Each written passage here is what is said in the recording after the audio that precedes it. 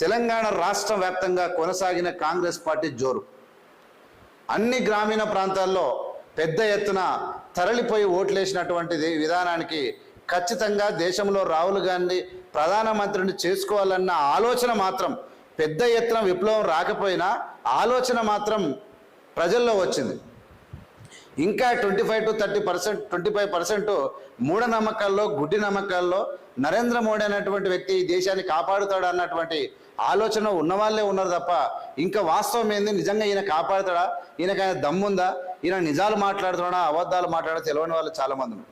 సరే, ఎందుకు ఈ కాంగ్రెస్ పార్టీ యొక్క పరంపర కొనసాగింది, ఎలా ఈ కాంగ్రెస్ పార్టీ ముందుకు పోయింది, నిజంగా బీఆర్ఎస్ పార్టీ చేతులు ఎత్తేసిందా, నిజంగా బీజేపీ సెకండ్ ప్లేస్లో ఉందా అంటే 100% అనేక నేను మ్యాక్సిమం ఒక 10 పోలింగ్ నేను కొన్ని పోలింగ్ బూతులు విజిట్ చేయడం జరిగింది. దాంతోపాటు నేను ఓటు హక్కు వినియోగించుకోవడం జరిగింది.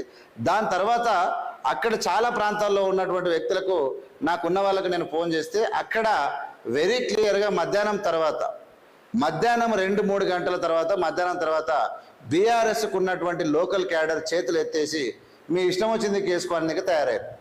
ఇంకో అడుగు ముందుకేసి కొంతమంది తెగినోళ్ళు ముందరకేసి బీజేపీ కేసుకోరని చెప్పినటువంటి సందర్భాలు కూడా మనం చూస్తా ఉన్నాం. దీని సందర్భాన్ని బట్టి చూస్తే కాంగ్రెస్కు ఎక్కడ కూడా గండి పడేటువంటి అవకాశం లేదు. మహబూబ్ నగర్ ఇప్పుడు తెలంగాణ రాష్ట్రంలో పెద్ద జిల్లా, అతిపెద్ద జిల్లా, ఉమ్మడి జిల్లా ఏంటి అంటే మహబూబ్ నగర్. సుమారు 35 నుంచి 40 లక్షల జనాభా కలిగినటువంటి ఉమ్మడి మహబూబ్ నగర్ జిల్లా చాలా పెద్ద జిల్లా. ఆ జిల్లాలో కాంగ్రెస్ పార్టీ 14 ఎమ్మెల్యేలకు 12 ఎమ్మెల్యేలను గెలుచుకొని ఒక విజయ పరంపర కొనసాగించింది. అట్ ద సేమ్ వే అదే వేను కొనసాగించినటువంటి కాంగ్రెస్ పార్టీ మహబూబ్ నగర్ జిల్లాలో ఉన్నటువంటి 2 ఎంపీ స్థానాలకు పెద్ద ఎత్తున పెద్ద మొత్తంలో మంచి ఓటింగ్ పర్సెంట్ నమోదు అవడాన్ని పూర్తిగా స్వాగతిస్తా ఉన్నాం. కానీ ఒకవేళ బీఆర్ఎస్ కనుక చేతులు ఎత్తేయకుండా బీఆర్ఎస్ కనుక పోటీలో ఉండగలిగిన ఉంటే మహబూబ్ నగర్, ముఖ్యంగా మహబూబ్ నగర్ కాన్స్టిట్యున్సీలో బీఆర్ఎస్ 7 అసెంబ్లీ స్థానాల్లో ఉన్నటువంటి బీఆర్ఎస్ నాయకులు, ఎమ్మెల్యేలు, ఓటమి చెందినటువంటి ఎమ్మెల్యేలు, వాళ్ళకు ఉన్నటువంటి సెకండ్ క్యాడర్ చేతులు ఎత్తేయడం వల్ల బీజేపీకి ఓట్ల పర్సెంటేజ్ పెరిగినట్టు కనిపిస్తూ ఉంది.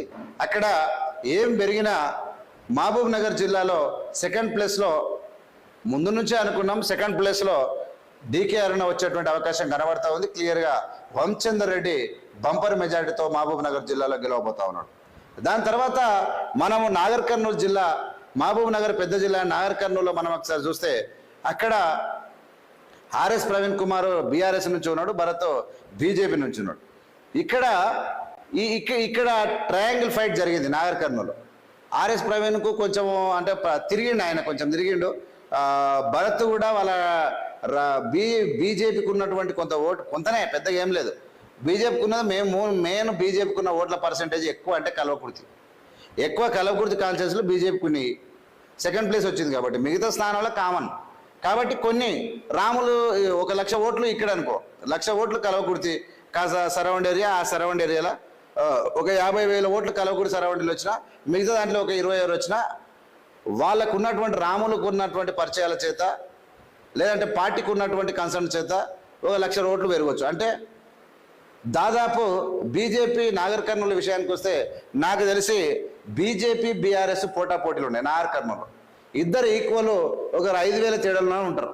అంటే ఆల్మోస్ట్ ఇద్దరు పోటీ పడడం వల్ల సునాయాసమైన గెలుపు మల్లు రవికి సాధ్యమైపోయింది. అక్కడ మల్లు రవి గారు నాగర్ కర్నూలులో సునాయాసంగా విజయం సాధించబోతా ఉన్నారు, ఎక్కడ డౌట్ లేదు.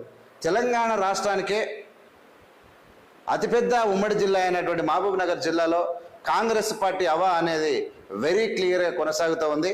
కేవలం 2 ఎమ్మెల్యే స్థానాలతో ఉన్నటువంటి బీఆర్ఎస్ ఆ చేతులు ఎత్తేసి ఇలా 3rd ప్లేస్కి పోయినటువంటి పొజిషన్ కూడా మనం చూస్తూ ఉన్నాం. అలాంటి పొజిషన్లో మనం అది చూస్తూ మనం ఇంకా ముందుకు వచ్చి చూస్తే మనం ఆ విధంగానే మహబూబ్